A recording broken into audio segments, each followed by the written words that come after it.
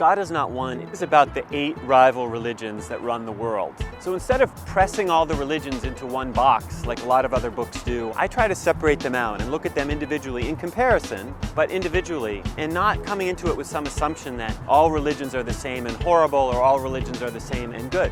The basic premise is that religion matters, that religion isn't just this thing that happens inside our own private hearts on Sunday at 11 o'clock. It's something that motivates people militarily, economically, politically. We need to know something about the great religions of the world in order to make sense of the world that we live in. So one thing I ask when I teach and write about the world's religions is, what kind of problem do they see that we human beings have? Then what's the solution to the problem? So if you understand the human problem as basically about sin, and you want to get salvation, well then Christianity is going to make a lot of sense to you. But if the problem really is suffering, then maybe Buddhism is the solution. Or if it's about chaos, the chaos in the world, well maybe then Confucianism is going to be where you want to go. Or if it's about freedom, that we're too constrained and we seek out freedom, maybe Taoism is the religion that's going to make sense to you. You know, it's easy to imagine that the right thing and the good thing for an ethical person is to sort of pretend that the religions are basically the same. I mean, isn't that the way that we're going to get along in the world? But it seems to me that if you take just an ordinary human relationship, you know, how do we get along with one another? It's not by pretending we're the same.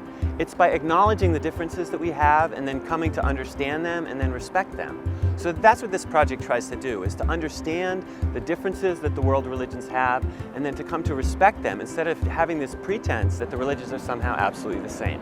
The book tries to come at religion from essentially an outsider perspective or a secular perspective and just ask basic questions about what do these folks believe, what do they do, and how has their tradition evolved over time. And a lot of times people think that religion is basically about belief, or even that it's basically about the beliefs of elites who are, say, mystics. But religion is really, for most people, about the day-to-day things that they do. It's about going to temple, it's about meditating, it's about praying, it's about seeking out your god or gods in some fashion.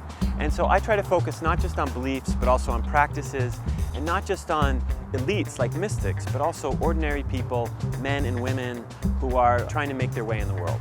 This book tries to provide basic religious literacy for people who are curious about the world, want to make sense of what's going on in it, and understand that in the big picture, religion is a huge mover, a hugely powerful influence, both on individuals and on societies.